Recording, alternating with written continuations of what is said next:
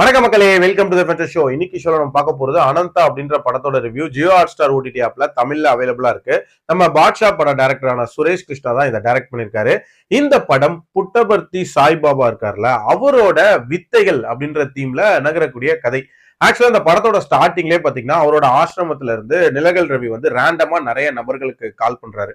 ஒரு பிசினஸ் மேனுக்கு, ஒரு டான்சருக்கு அண்ட் ஒரு ஃபாரினருக்கு அப்படின்ற மாதிரி ஒரு 5 நபர்களுக்கு கால் பண்றாரு. அவங்கள வந்து அந்த ஆசிரமத்துக்கு இன்வைட் பண்றாரு. சோ அவங்க வாழ்க்கையில பாபாலான நடந்த மேஜிக்ஸ வந்து சொல்றது அப்படின்ற மாதிரி ஒருத்தரும் அவங்களோட வாழ்க்கையை சொல்றாங்க. அவங்க வாழ்க்கையில நடந்த சம்பவங்கள் என்னென்ன அண்ட் டுவர்ட்ஸ் தென் பாபாக்கு என்ன ஆகுதுன்றத அந்த படத்தோட கதை. கடவுள் இருக்கு இல்ல அப்படின்றது ஒரு பெரிய டாபிக். அந்த ஒருத்தரோட நம்பிக்கைன்னு வைங்களேன், அந்த நம்பிக்கையை நம்ம கண்டிப்பா மதிக்கிறோம். ஆனா நான் தான் கடவுள், நான் தான் கடவுளோட மறுபிறவின்னு சொல்லிட்டு வாயில லிங்கம் எடுக்கிறது, வெறுங்கையில விபூதி எடுக்கிறது இப்படின்ற மாதிரி மக்களை தன்வசப்படுத்தி அதன் மூலமா ஒரு மிகப்பெரிய சாம்ராஜ்யத்தை ஒரு நபர் உருவாக்குறாரு அப்படின்னா அந்த நபர் மேல ஒரு நம்பகத்தன்மை அப்படின்றது கண்டிப்பா இல்லாம தான் போகுது. சோ அவர் மேலேயே அந்த நம்பகத்தன்மை இல்லாத போது அவரோட மகிமைகள் அப்படின்ற மாதிரி இவங்க சொல்லக்கூடிய அந்த கதைகள் இருக்குல்ல, அதுல எந்த அளவுக்கு நம்பகத்தன்மை இருக்கும்?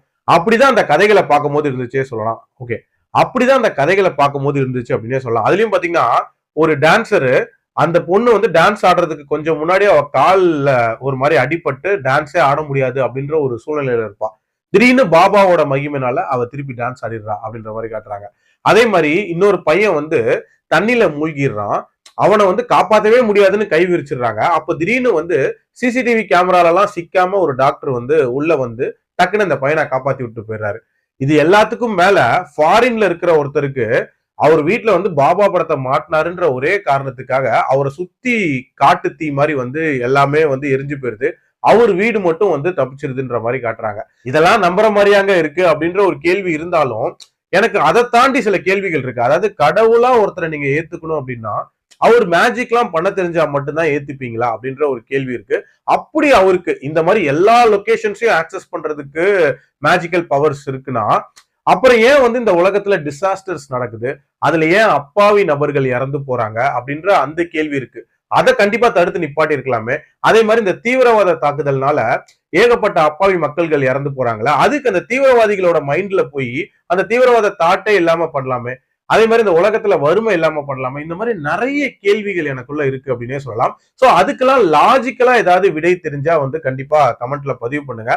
அதை விட்டுட்டு எனக்கு முத்திர குத்துறதோ இல்ல வந்து என்ன வந்து கடிக்கிறதோ கமெண்ட்ல வந்து உங்களுக்கு தான் டைம் வேஸ்ட். படமா பார்த்தாலும் இந்த படம் இப்ப இருக்கிற ட்ரெண்டுக்கு ஏத்த மாதிரி அந்த மேக்கிங் வைஸ் ஓரளவுக்கு நீட்டா இருந்தாலும் கதையா பாத்தீங்க அப்படின்னா இந்த 90ஸ்ல இந்த KTVல போடக்கூடிய சாமி படங்கள் இருக்கும்ல, அதை விட இந்த கதை வந்து ரொம்ப சுமாரா இருந்துச்சு அப்படின்னே சொல்லுவேன். ஏன்னா அதுவே ஓரளவுக்கு பெட்டரா இருக்கும். சோ இது ரொம்ப ப்ரெடிக்டபிளா இருந்துச்சு. அண்ட் ரொம்ப பெரிய இம்பாக்ட் அப்படின்றது எனக்கு கிரியேட் ஆகல. மேபி பாபா டிவோட்டிஸ்க்கு இதை பார்க்கும் போது ஏதாவது ஆச்சுன்னா கண்டிப்பா கமெண்ட்ல பதிவு பண்ணுங்க. ஓவரால் என்ன பொறுத்த வரைக்கும் ரொம்ப சுமாரான ஒரு படம் தான். பட் ஃபேமிலியோட பார்க்கலாம், எந்த அடல்ட் கண்டென்ட்டும் இல்ல.